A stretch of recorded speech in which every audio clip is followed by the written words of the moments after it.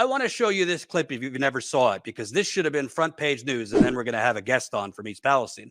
This should have been front page news, but the media just moved on from East Palestine like they did Flint and so many other things. Scandalously, the NTSB chair, the chair of the National Transportation Safety Board, she testified that Norfolk Southern, a multi-billion-dollar railroad company, unnecessarily and intentionally detonated toxic cancerous chemicals over East Palestine, Ohio, Western Pennsylvania. We now know through reports that toxic plume went to as many as 16 states. I have COVID right now, so that's why I'm coughing and not sounding great. But when I'm feeling better, I'm going to have a toxicologist on who has thoroughly studied this. It's a lot worse than we even thought we knew. J.D. Vance, in a hearing, let's hear what J.D. Vance had to say, that he acknowledged that Norfolk Southern seems to have done this intentionally and recklessly to open up the rail lines quicker so that they didn't lose money. And then let's hear what the NTSB chair had to say. Play it, Colin. I won't ask you to speak to motivations here, but when you have an unnecessary, uncontrolled burn that poisoned a lot of people, that then led to rapid transit of train traffic, a lot of people, including me, are wondering, did they do this not because it was necessary, but because it allowed them to move traffic and freight more quickly? And if so, that is an extraordinary thing that I think requires a lot of further work from this committee and from others. But we will stop there because I see my time is up. Thank you, Chair Hamady. May I add something to that? Please. Senator, it's even, I would say the factual information in our docket shows that oxyvinyls was on scene and providing information to Norfolk Southern and their contractors on the 4th, 5th, and 6th. They informed them that they believed polymerization was not occurring and there was no justification to do a vent and burn.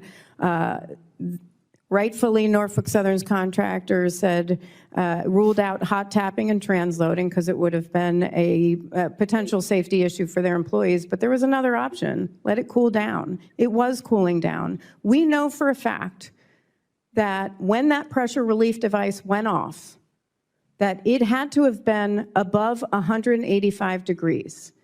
Later, much later, over the course of 22 hours, that tank car was cooling, not to mention the other 4 tank cars that were only between 64 and 69 degrees. So oxyvinyls was on scene providing information to Norfolk Southern's contractor, who was in the room when the decision was made, and when advice was given to the governor of Ohio, to the incident commander. They were not given full information because no one was told oxyvinyl was on scene. They were left out of the room. The incident commander didn't even know they existed. Neither did the governor. So they were provided incomplete information to make a decision. Yes, go ahead, Senator Vance. This is not a criticism of my line of questioning. Oh, your mic. My line of questioning, I just want to be clear here, is not a criticism of the incident commander or of the governor. I think it's a criticism of the people on the ground who provided inadequate information. And provided inadequate information, I think, to the great detriment of the community on the ground. This is extraordinary work by your team, but this is a really, really troubling set of circumstances.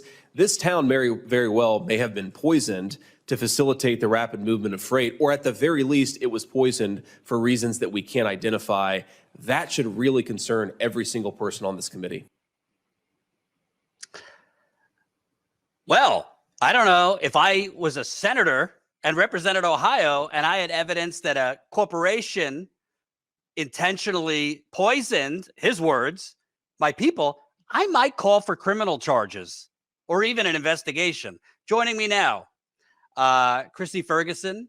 She lives in East Palestine, unfortunately, right above a creek in East Palestine that has been widely contaminated. Your home, which I've interviewed you at, is chemically contaminated. You've been sick. So many of you are sick. I am obviously not going to blame everything in East Palestine on J.D. Vance, but he is a U.S. senator, and now he could be a heartbeat away from the presidency. Am I missing something? Has he called for a criminal investigation into Norfolk Southern? Has No. he? Go ahead. No, he hasn't called for one. We've been waiting. Charges need criminally charged. There are other entities along with Norfolk Southern that needs criminally charged.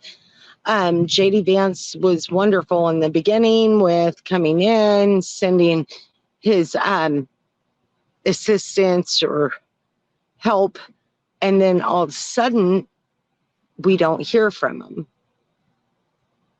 And we ran into one of his at the NTSB hearing, but we've never heard anything from them since. And this is still very serious, and we have been forgotten once again. And to people who are coming to this late, and you might remember the headlines, but you don't know the story in full because the media just stopped covering this. East Palestine, Ohio is right on the border of Western Pennsylvania. So when we say East Palestine, Ohio, we're talking about a whole region, not just this small area. Western Pennsylvania, people are sick. Yes, there's reports that this plume of toxic chemicals went far north all the way to Canada. And when I say sick, I was just there for the first time in April. I got sick within 2 minutes in somebody's house, blistering headache, feeling delirious. When I was on your porch outside, I felt pressure under my eyes. People are having strokes. People are having seizures in East Palestine, bloody noses. I've talked to people who are passing stool poop. We know people have peed out blood. We know people have tingling in their body, tingling in their lips, burning on their scalp. People have gotten cancer now. I can't directly do cause and effect. However, a man got double breast cancer and had to do a double mastectomy. It's pretty rare in men to get breast cancer. Vinyl chloride, which they blew up 5 train cars of vinyl chloride, causes lung cancer, rare liver cancers, leukemia, not to mention all the byproducts, because it's not just vinyl chloride. You have dioxins, which are very, very dangerous chemicals. You have formaldehyde, carbon dioxide, hydrochloric acid. If you just go to East Palestine and you're there for, particularly now in the hot weather, I mean, you cannot avoid, in some places, you are going to, residents have described to me, and you could describe it, feeling like they're drunk from the chemicals. Yet there's almost been this kind of like psychops. Oh, well, Norfolk Southern will put a park in. Norfolk Southern will pay for an Easter egg hunt, a couple barbecues. They'll put out a settlement for $600 million, which is totally inadequate. But reporters aren't really reporting it on anymore. And senators, I've talked to residents who, you're lucky if you get J.D. Vance or Sherrod Brown's office to respond to you within a few days. Tell people, not just Vance, but what are the symptoms people are still having, and what is the help you are not getting? Okay, we still don't have our homes tested by the EPA. It was contractors of Norfolk Southern, and as you listen to the NTSB hearings with Jennifer Homendy talking about their own testing using store-bought vinyl chloride to basically get the results that they wanted, is how I took it. So all of a sudden, that's questioning all the tests, and the EPA still has not stepped up, and no senator, no president, no one's made them and told them You need to start testing these people's homes. I still can only be in my home an hour max, and the tingling in my tongue and in my lips, the burning, it's still there. But they're making me go into my home to clean it out so I can be forced into the VAP program, because if I don't sell my home, they won't pay for our relocation any longer. So it doesn't matter that their contractors asked for the recommended for that home to be torn down. They won't produce the document. Senator Vance, I would like him to ask for that document. I'd like him to go to the command center with me to get that document. If you've not forgotten about East Palestine, come to my house, please, and help me, because there is a lot of people that need relocation. They do. They need out, and they're getting sicker by the day, and they're being forgotten more by the day, and nobody's helping. What I find very concerning is, at the end of the day, this seems very, I mean, not that you were involved, it seems almost identical to what was done in Flint. They were telling residents who were showing up with brown water jugs, oh no, it's just visuals, it's not bad for your health. While they're telling you, I mean, literally, politicians and the media have said, oh, the EPA has even said, oh, it's just a coincidence that you're getting all these symptoms. We're not finding any of these chemicals, even though independent testers, you've had Scott Smith there a lot, you've had other folks, they have found elevated levels of dioxin. They found elevated levels of vinyl chloride. I broke a couple weeks ago that the EPA detected vinyl chloride and didn't tell anyone. Where was JD Vance on that? I mean, I reached out to his office. I said, here's my story. Here's the text messages. The EPA found vinyl chloride in the soil, and they didn't announce it to anyone, and they're confirming it. I got to tell you, I find that, I talked to some residents about Vance possibly being chosen. They were, not that they think he's done a good job, but they were cautiously optimistic. Oh, well, if he's going to be the vice president, if Trump gets elected, maybe they'll do more. But I see no evidence in him doing more if he hasn't done more now. And I have seen, the timeline seems he started doing less and responding to residents less as he was clearly auditioning to become Trump's vice president. Do you kind of feel like actions speak louder than words here? Yes. He and the other politicians, they're hearing from us. They should have been here way more, and they should be demanding not just charges for Norfolk Southern, but permanent relocation for those that need it. Yes. Yes, at the very least, you've let people set in that chemical for this long. At least get them out now. It's way overdue. If there's people not having issues and they want to stay, I understand that. As long as they know the risk, let them make their own decision. But some homes were more heavily affected by it, and those people need out. It's like they're being held hostage in their homes, not only by Norfolk Southern, but by our government, because our government could help. They could step in. They don't work for the people anymore. It doesn't seem that. It seems like Norfolk Southern calls the shots.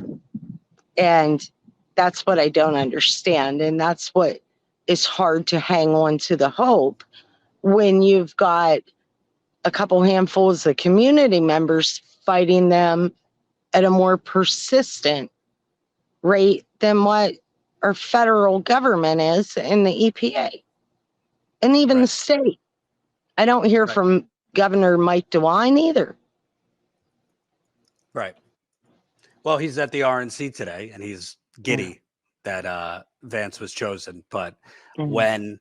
when the NTSB chair literally testified that Norfolk Southern literally withheld information from the governor, withheld information, did not tell the governor that the owner of the chemical cars are saying, you don't have to detonate these chemical cars. They're not going to explode.